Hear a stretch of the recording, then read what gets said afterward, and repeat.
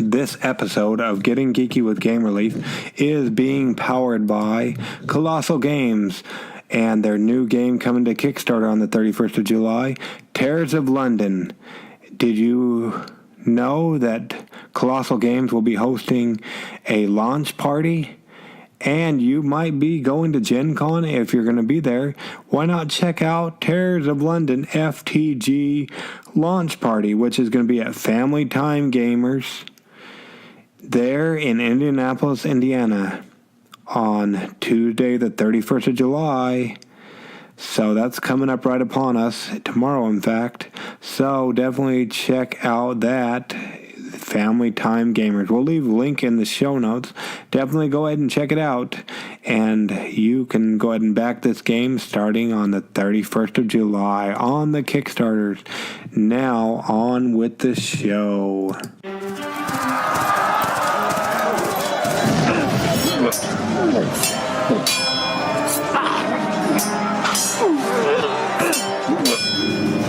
Getting Geeky with Gamer Leaf, the podcast in which one man strives to level up his geekhood and helping you do the same, one battle at a time. Now, let's get geeky with Gamer Leaf.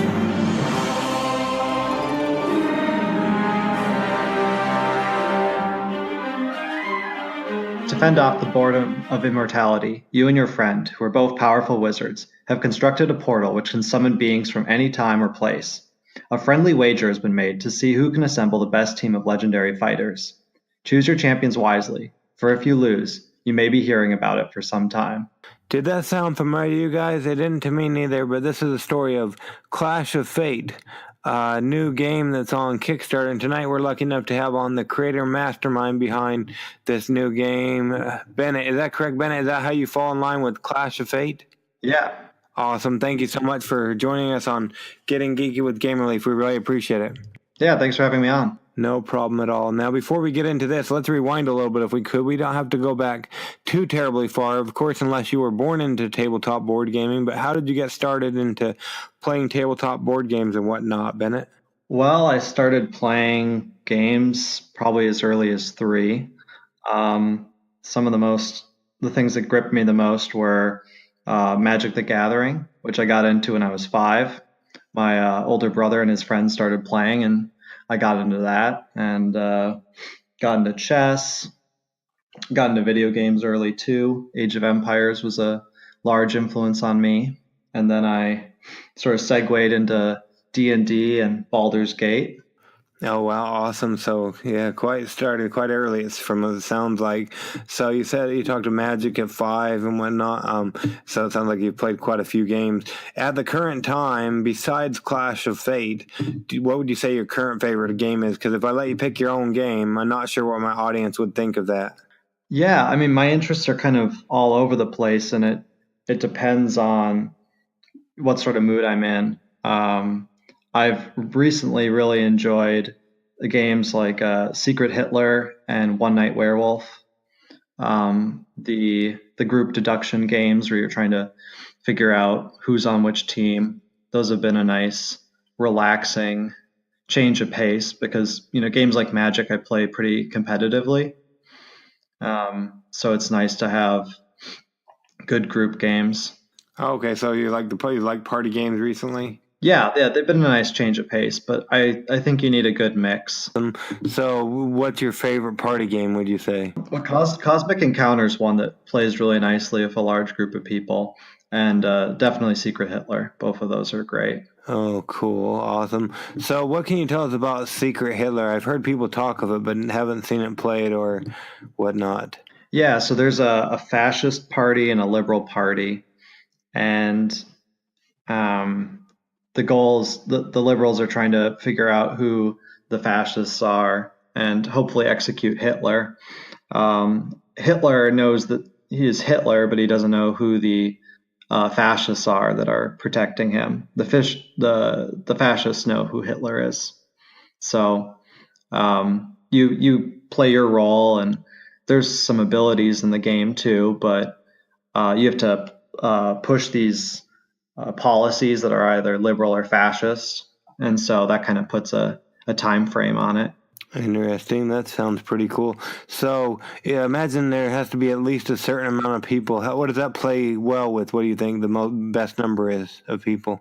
Yeah, so that's probably 9 would be the best number, but anywhere from 7 to 11, I think, is the sizes I've played it with. Wow, that's pretty good. That's awesome. So, what do you like? Do you like to be Hitler or some of the other people, or what's your favorite role in that game? I think all of them are fun. Sometimes maybe being on the fascist side is a little more interesting. You feel like you're up to something. Um, it can be a little more difficult at times, but you have to have a good poker face. Well, yeah, for sure. So, if you, being a designer and all, if you own the rights to the game Secret Hitler, what would be one thing you would do to that you would change about it? I don't know. Those games, I mean, certainly you could create different different themes.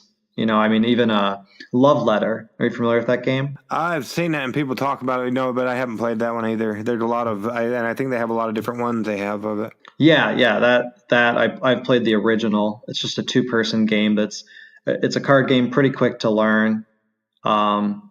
Pretty fun. Has a fair amount of nuance for how simple it is. But that has had, I think, probably 30 plus themes from what I've seen.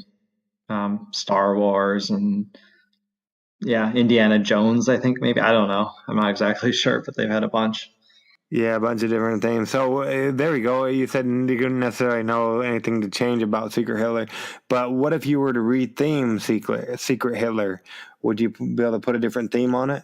Yeah, probably. I haven't given that too much thought. I guess I'm consumed in working on Clash of Fate. So yeah, for sure. It takes a lot of time to plan a game. And it looks like this isn't your first run on Kickstarter. Is that correct? Right. Well, I relaunched Clash of Fate. So Clash of Fate is my first project on there.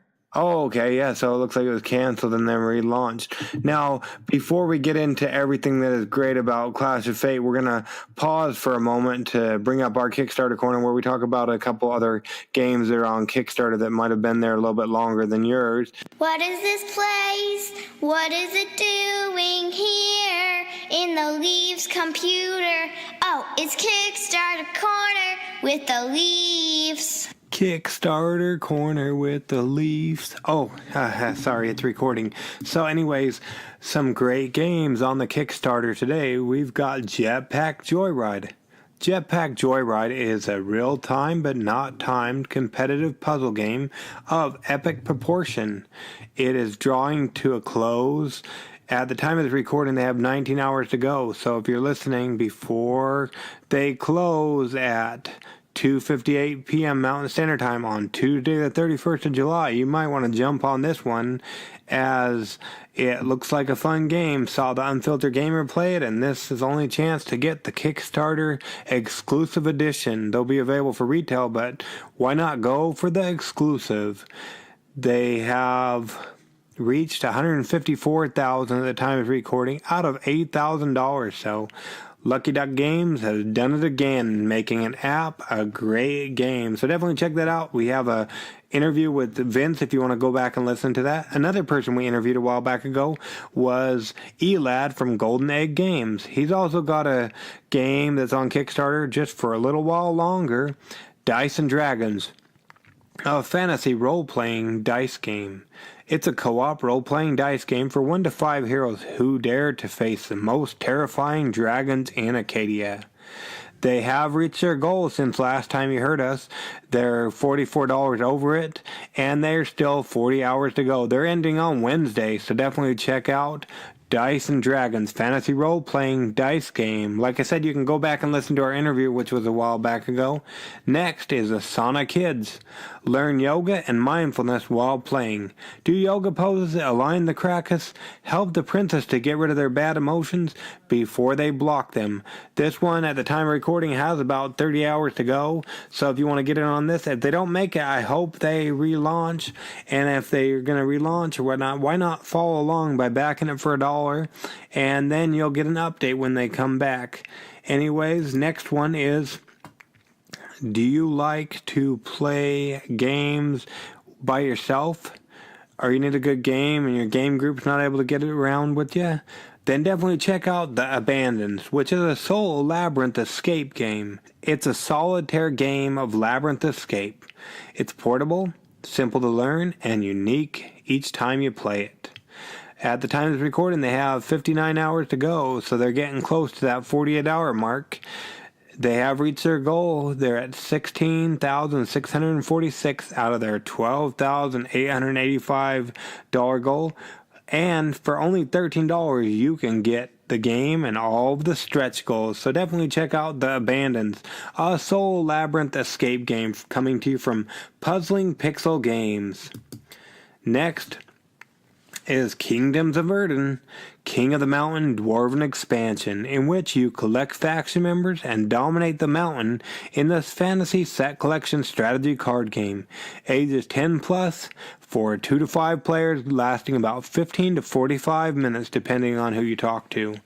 This one has reached their goal. They're at 350% of their goal, and there's still 3 days to go. They end this August early in the morning, so if you want to back it, get on it right now. And reminder, the Leafs are going to be previewing the game before the next expansion comes out in September. So definitely look for Kingdoms of Erden, King of the Mountain expansion. Just like usual, we'll leave all the links in the show notes, so you don't need to search around the Kickstarters. Next is Joust for Fun, a historically inaccurate card game. It's an easy-to-learn card game for 2 to 4 players, full of pop culture twists, perfect puns, and a unique combat system. Definitely check it out. They're over $6,000 over their goal, and there's still 5 days for you to get in on this, ending on Sunday, the 5th of August. Next is Clustered, the 2nd edition. It's a strategic card game. Battle your opponents by placing cards with matching attributes next to each other. Can you out-strategize everyone else to win? Find out if Gamer Leaf did that against his children if you go back and listen to our preview episode in which we previewed the game, or you can go ahead and listen as I interviewed Scotty, the creator of this game. Either way, you better go ahead and check out Clustered 2nd Edition, a strategic card game on Kickstarter, as there's only 9 days to go. They end on Thursday the 9th of August. Next, we were just featured in their updates, the latest update for this game, Incoming Transmission, cooperative sci-fi pixel board game, because we had both the designer and the publisher on Getting Geeky with Gamerleaf. Go back and listen to that episode. In fact, I believe it was just last Thursday that we had them on the show, so go back and listen to our interview. But anyways, Incoming Transmission is a 16-bit inspired cooperative puzzle game for 2 to 5 players or more in 10 to 30 minutes by the designer of Fire of Eidolon. I definitely would go check out the box art, as it reminded me of the Super Nintendo game box. A little bit of nostalgia for you. Anyways, you only have 11 days to go, and they're over 200% funded, so you might want to check out Incoming Transmission, cooperative sci-fi pixel board game, ending on Friday the 10th of August. Next is Villains and Henchmen.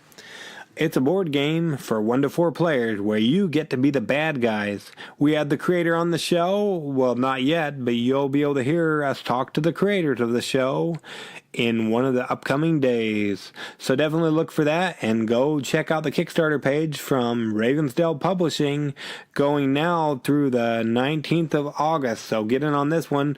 They're about 40% to their goal. So definitely check out Villains and Henchmen on the Kickstarter now. We've talked about the when and the why. Now it's time for the who. Benny Whitaker. He used to work for the mob. Cooking books and hiding illegal stuff under a bunch of legal papers was his business, and he was good at it, darn good. But when the end of days hit the fan, he decided to cook something else. Hey, why not? Cooking books or cooking shine is pretty much the same to me, Booze is much better than lemonade when it's about making people forget their troubles, and people these days are far from happy. So my moonshine comes to the rescue. Did that sound familiar to you guys? Well, it didn't to me neither, but this is the story of Moonshiners of the Apocalypse. I believe the game was funded in about 45 minutes. It's for 14 years older and older. 2 to 4 players, 60 to 120 minutes with some cool miniatures. And it's, like I said, the game is on Kickstarter currently. They're going until the 23rd of August. And they were only going for $25,000. They're over $104,000. Next week, we're going to have the creators on the show. And if you want to find out a little bit more about some of the who's besides Benny, tune in 2 episodes as we'll bring you the next who of Moonshiners of the Apocalypse. Check it out on the Kickstarters. Next, or wait, that was it. Now, back to our regularly scheduled interview, already in progress, as you are aware. Okay, thanks. Welcome back, Bennett. Thank you for that. Now, great, and thanks for all those great games that those people are bringing to Kickstarter. Speaking of Kickstarter, and the word on the street is you have a new game on Kickstarter currently called Clash of Fate. We just talked about it briefly before. You said it's a relaunch. What can you tell us about Clash of Fate, Bennett? Well, it's a kind of a mashup of a bunch of different genres. So I wanted to take sort of a lot of combat-based elements of games, like Dungeons and Dragons, a lot of the multiplayer online battle arena games. Those are online games like League of Legends, Dota, Bloodline Champions, these games that have these characters with sets of abilities and items and that sort of thing. And I wanted to distill that down and then put it into a strategy card game. So that's where I was coming at it from. And then that kind of opened me up to be able to start just designing different characters, thinking about their backstories. As we mentioned with the premise, you're summoning people from different parts of time, and that way I'm able to, draw in all these different characters that hopefully some players will latch onto one and a different one, because one of the characters I designed is a lich, and I have a soft spot in my heart for liches. So.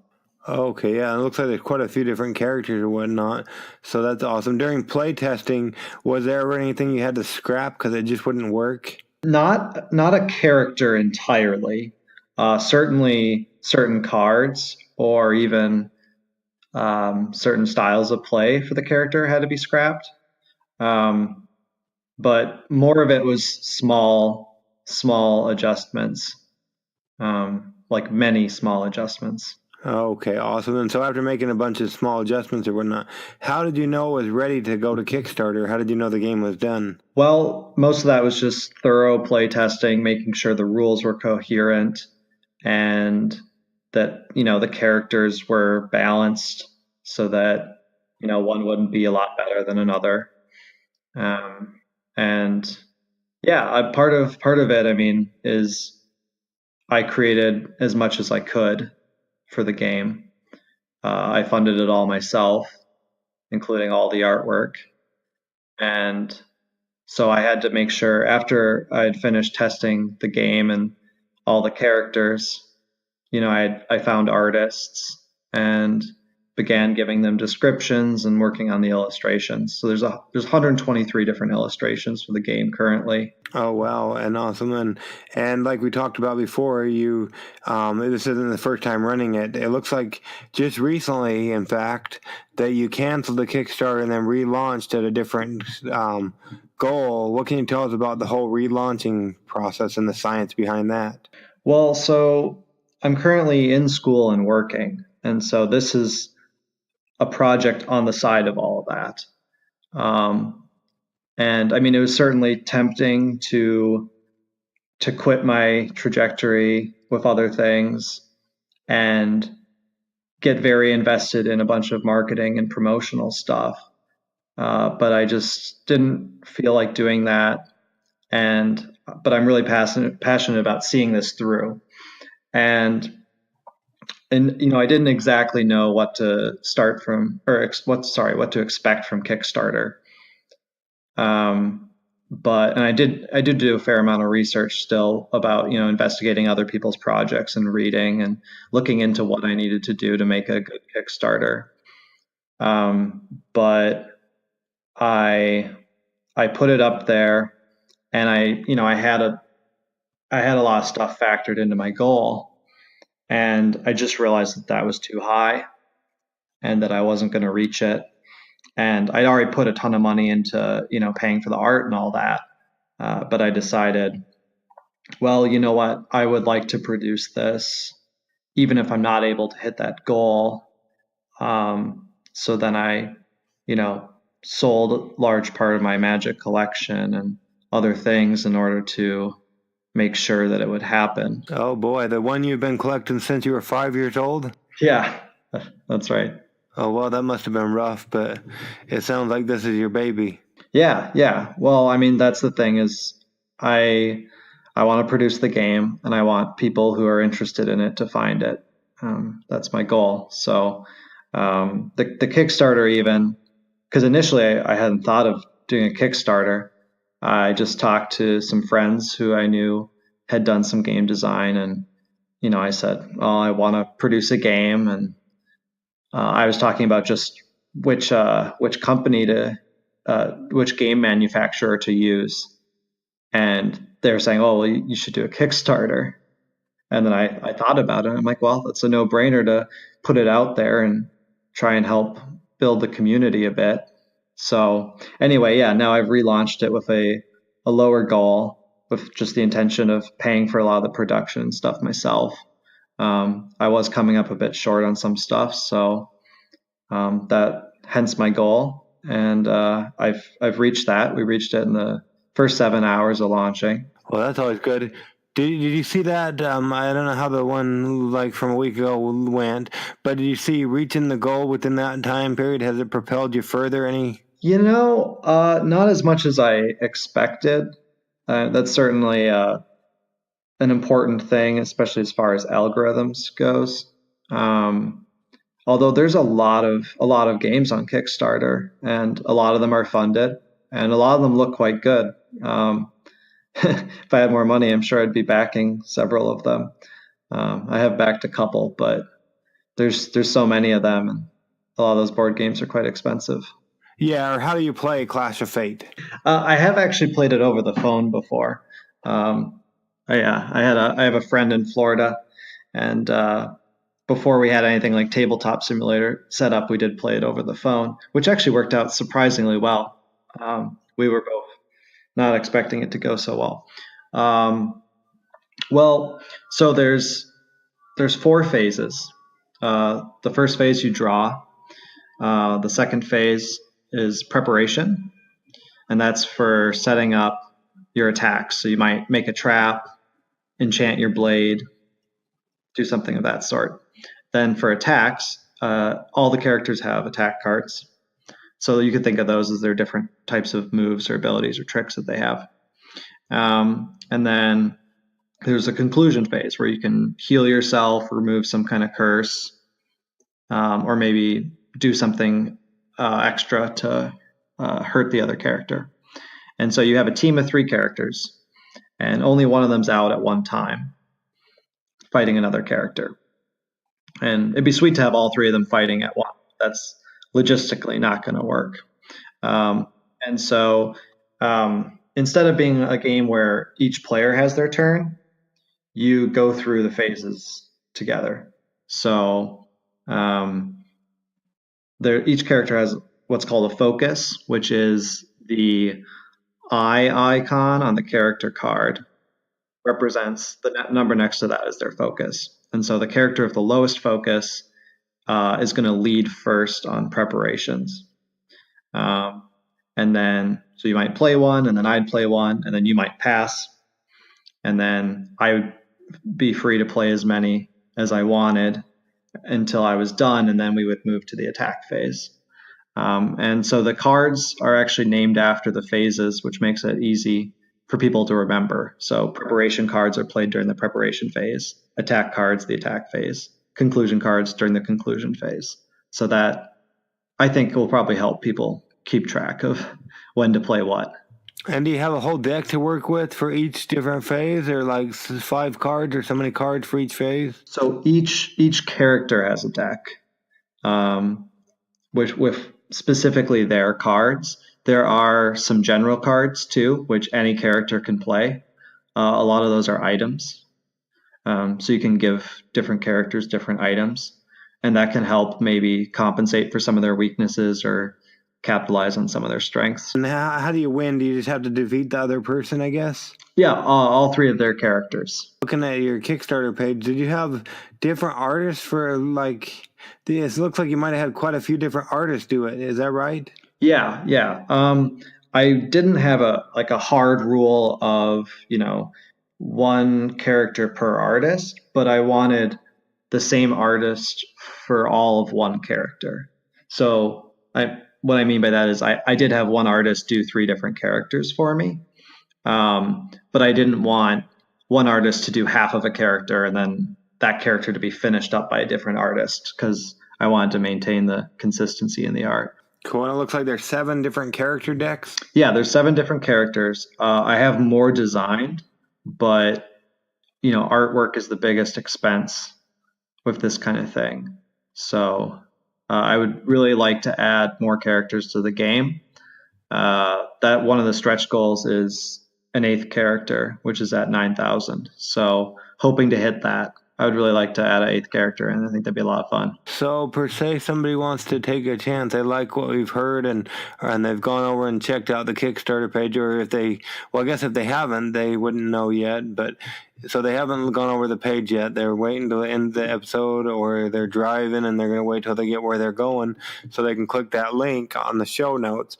But what's Clash of Fate going to put somebody back so they can get a copy themselves? $34 including shipping is one copy of the game, which includes all 7 characters, all of their cards. It's going to have a pre-constructed deck, and that's basically just me building a deck for each character so that you're able to open it up and just play right away. So you can get the rules down, you can get a feel for the character before you start to use some of the extra cards to change the decks around. So you can build your own decks, but in the beginning you'll have ones ready for you so that you're ready to go. Awesome. Now, per se, somebody's falling asleep. It wouldn't be because of you were this great game, Bennett. It'd be because of me and my podcast. Well, we're at the end of July, and since the first of the year, we've already released 123 episodes. So sometimes they get a little tired of hearing me drone on and on. But now they're suddenly jolted awake. So you have their full attention, Bennett. Why should they take a chance, like you were talking about before? Kickstarter has a bunch of games on there. Why should they take a chance on Clash of Fate, especially with all the other great games that are out there on the Kickstarters currently? Yeah, well, my game, I think, it's a living card game, I guess is what you'd call it, where you buy the game and you get every card. You have the entire set, so to speak. And I think that from what people have told me playing the game, they've said that it's refreshing, it feels different than other games they've played, and it is faster and easier to learn than games like Magic the Gathering or perhaps even like Hearthstone. So I think that it might be a good thing for people looking into getting into some kind of strategy game that want something that's just more accessible, cheaper, quicker, and then also I think the fact that it's a mashup of different genres means it could really attract a lot of different people. I think Dungeons and Dragons players would enjoy it. I think some of the online gamers that play things like Hearthstone and League of Legends would enjoy it. And I'm actually kind of excited to see who my audience will be, because I have some ideas, but it's certainly attracted different types of people, and I'm interested in learning more about that. Awesome. Yeah, so that's really cool. And like I said, we'll leave the links in the show notes and whatnot so they can go ahead and check it out, especially with all the other great games on Kickstarter. I want to say it's been quite a few weeks, but one of these Tuesdays a while back ago, I counted 29 that launched on the specific Tuesday. So, yeah, it's just there's tons of games constantly coming out. So I know you don't get much time. You haven't had a chance to listen to our podcast necessarily, and that's okay. But the next portion of our podcast is called Adventures in Application Acquisition, where we talk about an app, be it for your cell phone, your tablet, your computer, or even a video game. And it doesn't even necessarily have to deal with tabletop card games or strategy card games or anything like that. Is there an app you use a lot of that we can talk about for a moment, Bennett? No, I started using Instagram for Clash of Fate, but I don't have a lot of apps. Cool. Per se, somebody lives under a rock. What can you tell us about the Instagram app? Well, it's been a lot of fun. It's been quite easy to post a bunch of different photos of cards. And the use of the hashtags is really helpful for sharing the art in different sort of sections for people to see. So when I was posting photos for Morosa, the Lich, I was able to put them in a necromancy section and that sort of thing to help, people who are interested in that sort of thing find it. See, another question we like to ask people is, if you own the rights to the Instagram app, what would be one thing you would do to fix it or make it better, Bennett? That's a good one. I think I would try to make it easier to find people in a community that are connect people with people they'd be interested in. There's, I guess, a lot of people to go through. One thing that I experienced when I created my account was a lot of people sort of doing their own promotion stuff and advertising that were following me, and I wanted to know how many people are following me because they're really interested in what I'm doing, and how many people are just following me because they're maybe trying to, I don't know, increase some kind of number. Yeah, exactly. So I think, these things are kind of their own complex ecosystems, and well, it would certainly be a hard one to manage. That's why your question is a hard one to answer. Interesting. Yeah, I don't even know what I would do either. It's been a while since I used it, but I like it so you can see the pictures and whatnot. So that's kind of cool. Well, I think a lot of the users have even found cool ways of doing things. I've seen polls implemented. So people voting which game should someone play on one particular night, this one or this one, and then people are actually able to just click on the photo in a different spot in order to vote, which I don't think perhaps it's a function of Instagram, in which case congrats to them, but if the users are putting that in, that's impressive. Cool. Yeah, that's awesome. So there you go. So you heard it here first on Getting Geeky with Game Relief, what Bennett likes about Instagram and whatnot, and what some different things that he might suggest you to do. So that's awesome. Now, let's see here. And if somebody takes a chance on Clash of Fate, I know you don't want to overpromise and underdeliver, but when would they anticipate getting their game so they can start playing right away? As you already said, they're going to go ahead and get their cards. They're going to have selected decks in so they can start playing. When would they anticipate getting their games? The most conservative estimate is in December. So hopefully sooner than that. December is when I'm promising it to people, because I'm not going to, have it take longer. If we reach some of our stretch goals, it may get extended a few weeks, because then we'll need a little bit more time to get the character that's added into the game. But yeah, hopefully before Christmas. Well, there you go. Then they can start playing for Christmas. That's awesome. Now, minus coming there to your hometown to stalk you, how would people go ahead and keep up with you and Clash of Fate or any other games you might have in the pipeline later on? Sure. So Clash of Fate has the Kickstarter has a lot of information on it. I always post everything to Facebook and Instagram, and the Twitter doesn't get a lot of traffic, but all the posts are shared on there too.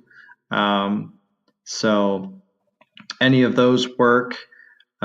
People can also, contact me on the Facebook page or the Kickstarter page and ask for more information. I'm always willing and happy to talk to people who are into the game. Awesome. And like I said, we'll make sure we leave links in the show notes. And I mentioned stuff in the pipeline. I know you've been busy working on Clash of Fate, but can we look for anything from you after the fact, once it's funded and everything's delivered and stuff? Can we look for other games coming from you? Certainly, if it goes well, an expansion for the game, I think would be great.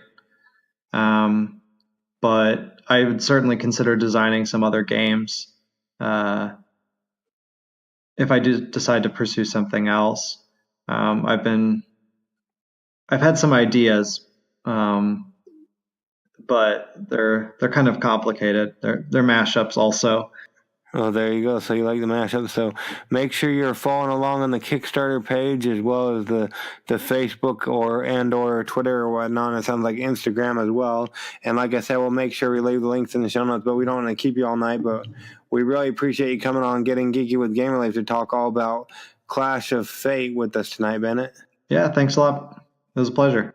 No problem. This just in, Sky from Board Game Websites will be at Gen Con, and he'll be at Top Shelf Gamer booth number 267. Here's his schedule if anybody's interested in hooking up with Sky at Board Game Websites. Over at the Top Shelf Gamer booth number 267. On Wednesday, he'll be there from 9 a.m. to 5 p.m. Thursday, 1 p.m. to 6 p.m. Friday, from 2 p.m. to 4 p.m. Saturday, 2 to 4 p.m. as well. And Sunday, 11:30 to 12:30 p.m. So if you're going to be over there at Gen Con, definitely stop by and say hi to Sky. Tell him Game Relief sent you. Anyways, it's our least favorite time, your least favorite time for us to get on with our lives, you to get on with your lives.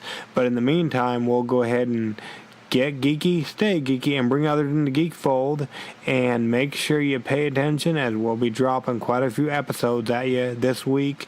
So in case you get bored at Gen Con or you just need something on your travels home, go ahead and check out Getting Geeky with Game Relief. Game Relief out.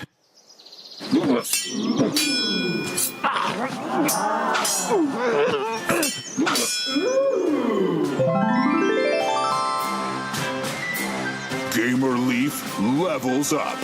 Tune in next week to see if Gamer Leaf's luck holds up.